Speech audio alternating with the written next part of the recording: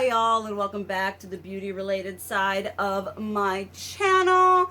Thank y'all for returning. As y'all have seen on my re-entry in the beauty stratosphere, it has been an extended period of time since I've really been in the makeup scene. I have occasionally gone through trend mood and stuff like that, and I haven't really seen a lot of stuff that excites me, as well as I haven't seen nearly as much stuff released, which honestly gives me a little bit of joy because I have continuously discussed and completely torn a new one. The concept that we are completely, disgustingly oversaturated. This doesn't have to just do with makeup. We are in a very consumeristic based existence right now, and so the overproduction of material goods is just a reality of our current society. And so as such, I have had a lot of time to reflect. I have been someone who has purchased, you know, 5,000 makeup in a year, $5,000 worth of makeup in a year, to someone who does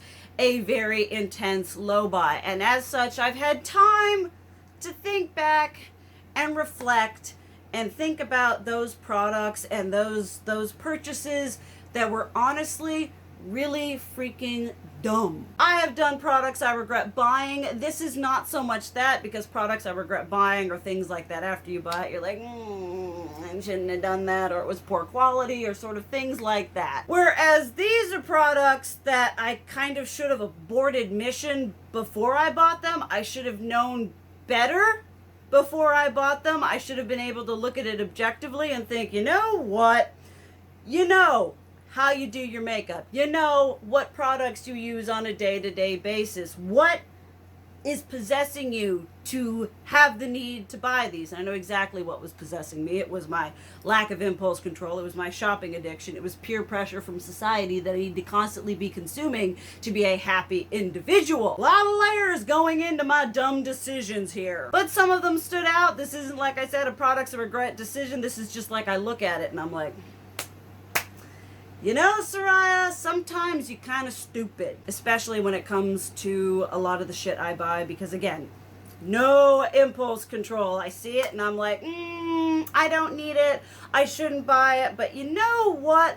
I got an itch that I need to scratch. I got to scratch that desperate need for serotonin and dopamine that I get from purchasing shit I don't need. So going on into this, we're going to start with the products that I actually still have in my collection, and then we'll go into the really dumb purchases that I've realized and come to terms with the fact that they were in fact dumb purchases and they have left the flock. And we are going to start with two entries from ColourPop, both suffering from the same dumb reason about why I bought them again. ColourPop, y'all know, is a company that I love and I hate. I have a fuck ton of products from them that I absolutely love, cosmetic and skincare wise. However, they are also a disgustingly redundant brand that continuously dupes itself out, and it's the kind of thing where I'm like, I know I shouldn't buy from them excessive things from them because you don't need it, and then I do it anyway, and then I'm left with this product that I'm like, you shouldn't have bought it. And two of those are these big, I don't even know what the fuck these are called. They're like big, giant, whatever the fuck palettes. I try not to do these big old size palettes unless they are color stories that absolutely fuck me up. I talked about some of the palettes from Beauty Bay that I'm like, oh yeah. Because we got green, we got grungy, we got blue, we got purple, you know, that sort of shit sets me off. But when you look at this, this is the It's All Good palette going on here, and it's, I mean, it's okay. I mean, I can tell you right now why I bought this shit. I was on the site. God only knows what I was on there to buy, just perusing. And I was like, oh, I've got 12 blushes in my cart, because y'all know that's something I buy from ColourPop. Might as well just add a fucking palette to it. I don't know if I bought both of these at the same time or they were different fever dreams, but just looking at it, and I know I bought it thinking, oh, I can get a review out of it, but I never fucking reviewed it, and it's just kind of, the matte to shimmer ratio sucks. It's got shades that are mattes with glitter in them. Speaking of glitter, it's got two pressed glitters, which are Y'all know how I feel about pressed glitter. Maybe it's because my eyelids are old and crepey and nasty and I'm not some 16-year-old something being able to do all kinds of fancy shit on their face. Or it could be because I'm lazy, or it could be because I just suck at makeup. But pressed glitters and I, And I'm also not trusting ColourPop to be making a super high quality, awesome grade pressed glitter. If I were gonna invest in glitters, it would be from indie companies that actually really fucking formulate their pressed glitters well. And I mean, we've got this whole row right here, which is pasty, slightly boring, neutrally whatevers. The shades that really do anything for me are these two. I've got them in another ColourPop palette that's all matte that I love a lot more. This shade is really pretty. I guess these three here. This one, I mean, that one's really unique. That one's kind of interesting. I mean, looking at this palette, I'm just like, I kept them. Maybe I still haven't filmed the second part of my declutter. And maybe these aren't gonna make it, but I look at it and this whole color story does not bring me any type of joy. So I think what I might do, honestly, is I might pop out a few of the shades that I like and put them in a Z palette, and then donate the rest of this to my girlfriend's mom, because she likes makeup, she likes ColourPop, and this is getting absolutely no use in my collection. It was a dumb purchase. And if we've got dumb, we've certainly got dumber right here. Oh, this one doesn't hurt nearly as bad because the color story is actually something that I could see myself reaching for. It's got a fairly nice level of gradation. A lot of this is really pissy and light and fadey and whatever. It does have some really pretty shimmers in it, but this is gonna be one, again, I don't know if they were bought separately, if they were a bundle and ColourPop was all, get both palettes for $24.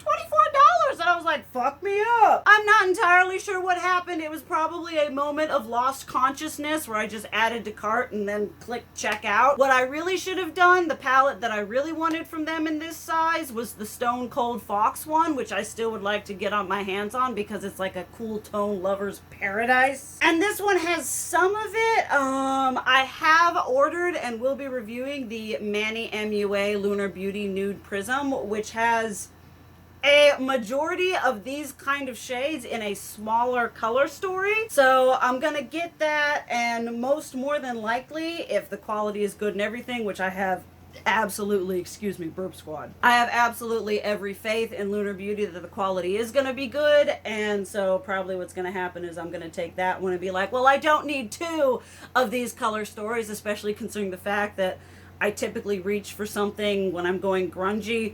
Brown is in conjunction with like green or orange or something like that.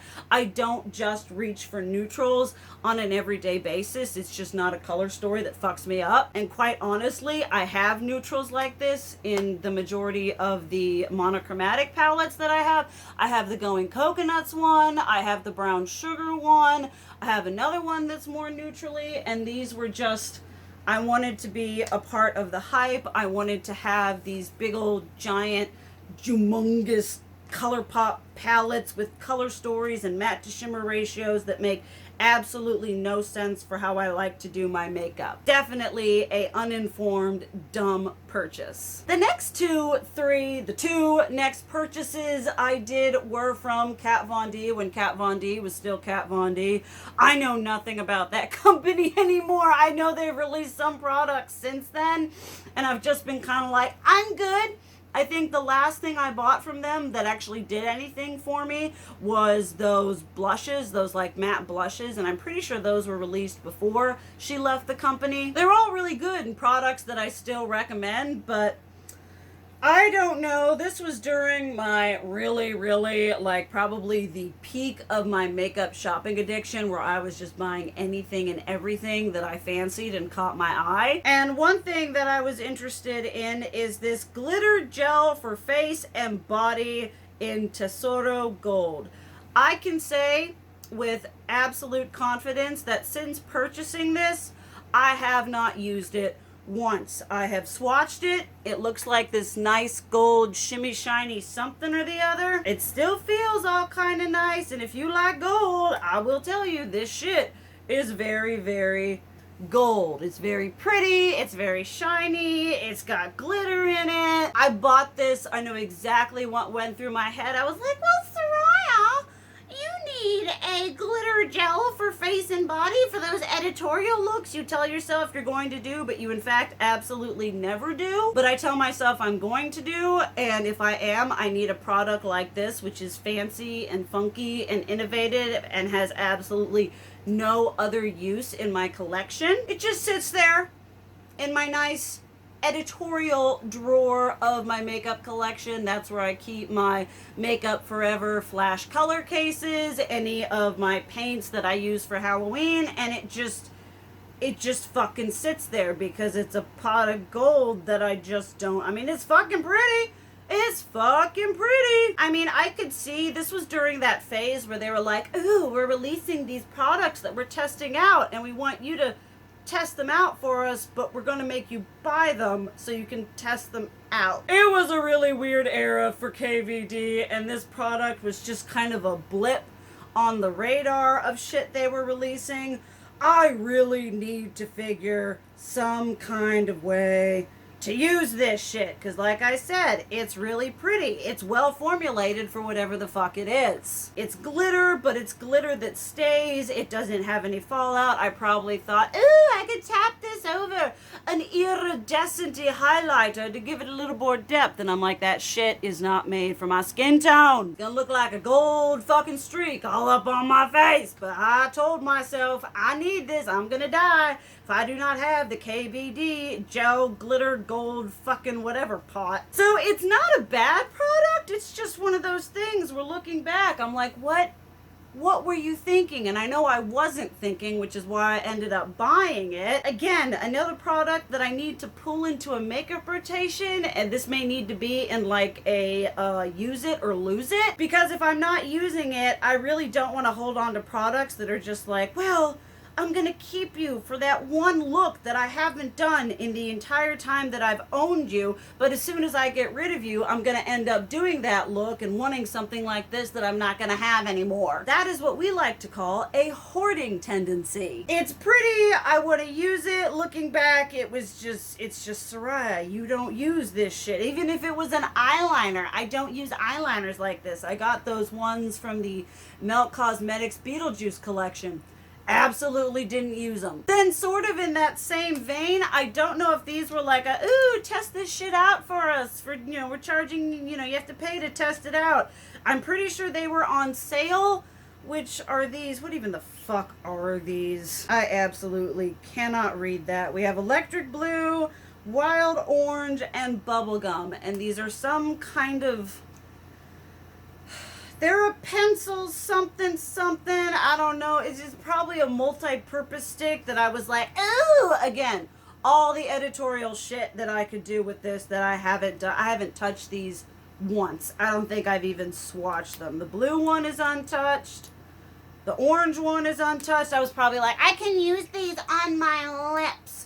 And the pink one is untouched. This is definitely a product that I do want to pull into the use it or lose it, because again, like that one, it sits in my special effects editorial Halloween makeup drawer that I bought you. You were at least $15-$20. I know they were on sale, which is basically another dumb purchase, whatever. It's like, it's on sale. I had no intention of buying you at full price, but if you're on sale, fuck me up, go off, I'ma buy that shit. And so I don't even know if these are like good products or not. They don't make them anymore. I'm pretty sure this was some kind of limited edition. They're pretty. They're really, really, really fucking nice colors. Again, I don't typically do light, shiny. I probably thought like, oh, I can get them and I can just make a nice fancy editorial look with just one thing, which I never fucking do. Never. And the orange is really, really pretty. I need to see if I can try these as lipsticks or whatever the fuck they're used for. But again, if I had any kind of hindsight, any sort of actual self-awareness, this just shouldn't have been something that I bought. I was all drawn in by the colors. It was KVD. I was mass buying makeup at the time. They were on sale. They were limited edition. Every red flag that should have told me not to buy these, I just absolutely bypassed. I went past go. I did not collect 200, and I bought these, and now they're sitting in a drawer completely untouched, which is honestly pretty fucking sad. Now we're going to talk about the products that were are definitely products that I had even just a little bit more self-awareness I shouldn't have bought. Just looking back, and I'm like, what were you thinking? And I know my train of thought was probably, oh, I can get a review out of it and it totally pays for itself, which it totally doesn't fucking do. I'm not making palette per video money. You know, if I buy a $45 palette for a video, I'm making like $5 on the video. That's the ratio we're at right now. But two of the products that I most certainly bought in I'm gonna review them, and I did in fact review them.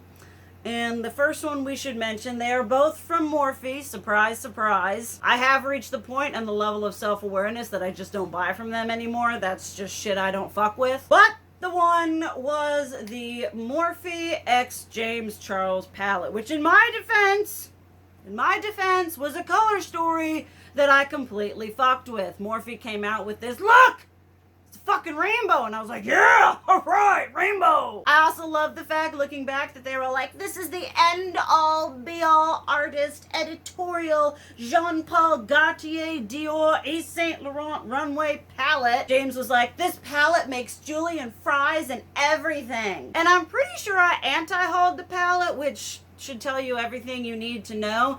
And then I believe it was on the second restock. I was like, Soraya, you gotta buy this shit. Come on, this palette, it's a whole thing. People are reviewing it. I wanted to get those eyeshadow palette reviewing views. I really did. I was hungry for the views. A lot of my makeup purchases at that era were done in the whole, well, I can review it sort of thing. And I bought a lot more makeup than I should have for review purposes that ended out biting me in the ass. And that palette was certainly one of them. I was like, you anti-hauled it, you despise James Charles on absolutely every single fucking level. I'm not sure if the mixed reviews had started coming out about the pigments being an issue. There was that one lady who got like an infected eye from all that shit. And James was like, well, you don't fucking know how to do makeup. Yeah, I think it was that one that had a little bit of inconsistency. And he was like, well, you have to use the palette this way and this way. He did this like video swatching by the pool. And he's like, look how fucking pigmented. Oh my God, y'all are just stupid and don't know how to do makeup. And I mean, that palette did make me feel stupid. Like I didn't know how to make up. Like, I'm fucking trying. I know I can play with greens and purples and pinks. Why isn't this working? And I reviewed it, and then it went in the bad makeup corner. It went where makeup products go to die.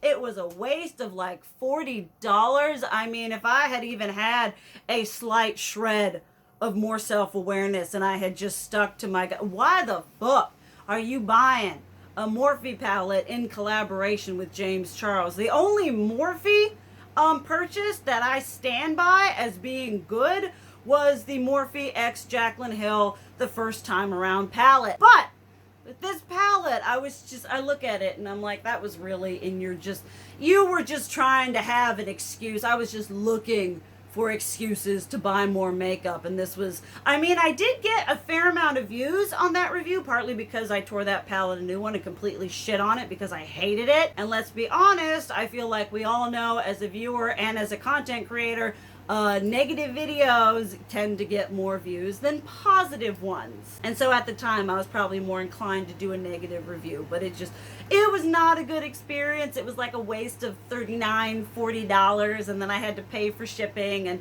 all the stress of waiting in line that I'm not going to get back, which is my own damn fault anyway. And then in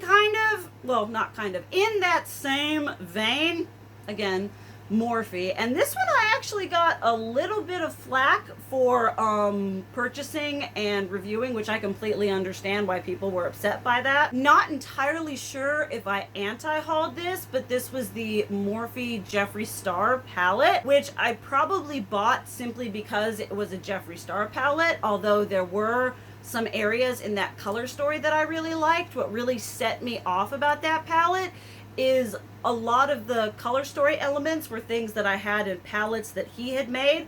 I found the quality incredibly inconsistent, and it frustrated me that someone like Jeffree, who had developed such beautifully formulated, immaculate eyeshadows, that he would then put his name on a formula that I feel is subpar. I mean, I'm like, why would I buy a palette that is a Jeffree Star collaboration when I could just have those shades and already have them in actual Jeffree Star products? It was just one of those things, and I can tell you right now, that purchase was absolutely, completely, I'm getting it for a review. At that time, my Jeffree Star videos got fairly good reviews. I had a couple of y'all who were like, you faithfully review his products every time they come out. Why hasn't he put you on the PR list? You do everything. And I'm like, because he doesn't fucking see me.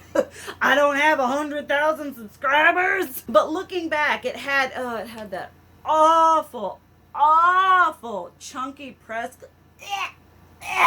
One of the worst pressed glitters I have ever put my finger in. It was just absolutely fucking awful. Like I said, I don't trust a lot of mainstream brands to do any kind of like super fancy duochrome or pressed glitters better than a majority of the small indie brands that are doing it. But like I said, I know that that one was in fact I bought it to review it. I bought it because I wanted to review it, and I wanted a review to get a lot of views. You know, there was a point where I was like, I really want to get views. I was really trying very hard to get my channel off the ground, or not so much off the ground, but really, you know, I wanted it to grow, and I was willing to do a lot of things that now as a person and as a content creator I wouldn't feel comfortable doing. And I wasn't in a financial point then either, but I understand now that it's not financially viable to be purchasing every single palette that I think is going to be the next hot review. I was really trying to be on top of it with the trends. If something was coming out, I was reviewing it. There were a lot of dumb purchases in that era of my makeup journey life on this platform. And both of those palettes are pretty dumb purchases that if I had just taken a moment to step back and actually thought about it, I wouldn't have made the purchase, and I wouldn't have lost, God, $80 in makeup that I ended up decluttering. Now let's talk about a little bit about Too Faced. We all know that Too Faced is another brand that I'm like,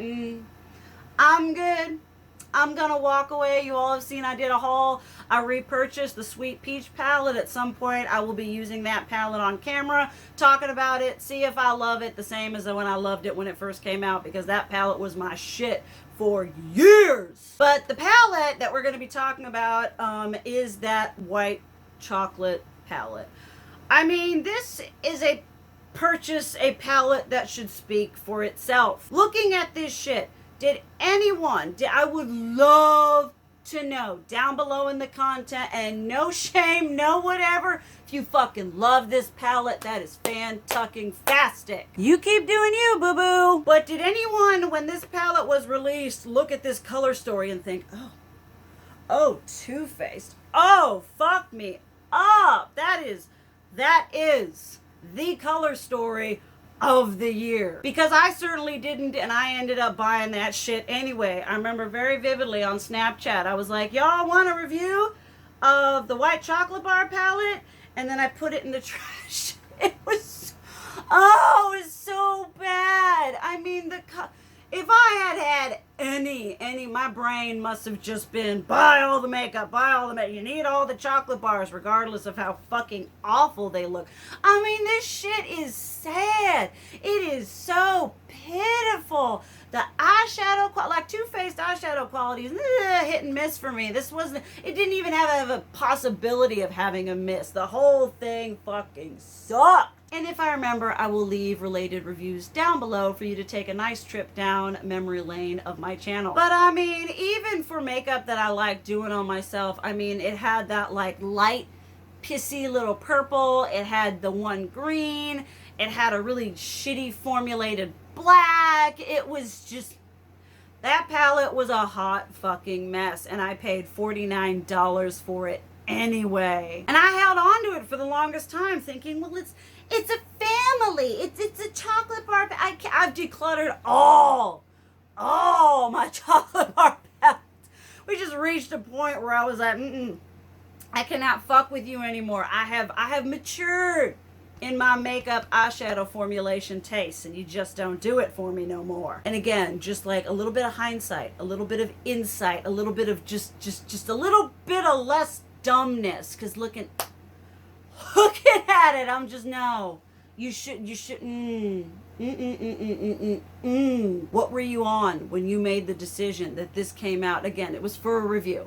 Eyeshadow palettes, regardless of how crappy they looked, regardless of who the company was from, I bought from brands I shouldn't have been buying from just for whatever reason so that I could get a fucking review out of it. And the quality aside, because the quality you can't really tell until you get it. Like, I should have seen the color story, and I should have pumped the fucking brakes. I should have been like, not only is that palette disjointed as fuck. Again, I have a way I like to do my makeup. Light, medium, dark, shimmer right up in there, eyeliner. If I don't have that simple level of gradation, it just, my brain starts, oh, what am I gonna do? And this palette had next to no level of gradation. I've said it before, their shit again. They're like, white chocolate. Ah, yes, white has the potential to have a color story that is very diverse and interesting. Now, no. None of that shit. Like, if they'd been like white peppermint something, yeah, sure, we could have had some reds, we could have had some silvers and shit and all that jazz, but no, we were just white chocolate. And we're going to give you a black that's called licorice, and a pissy green, and a pissy purple, and just really stupid looking colors. And I bought that shit, and I only have myself to blame because apparently my brain wasn't fully developed at the time. Then from Too Faced,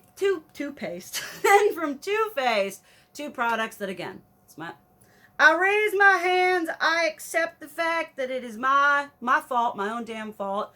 But highlighters, which I have a hard time saying no to. I see a highlighter and I'm like, oh, well, just one more won't hurt when I look over there and I've got like 4 drawers full of highlighters. But these were, I'm pretty sure I anti-hauled both of these. The Puppy Love, which was that stupid fucking Clover highlighter in the face of a dog compact. I was pretty sure where I was like, oh, it's just another highlighter in a fucking dog compact that they're trying to shill to us because it's cute and adorable and aesthetic. And I don't know why, but for whatever reason I decided, oh yeah, the puppy, the aesthetic, it's a big giant fucking clunky compact, which y'all know I hate. Let's buy it. Let's drop $30 on the Puppy Love highlighter. And it was a pissy, sad, little effervescent fairy fart of a highlighter. It was like fucking nothing.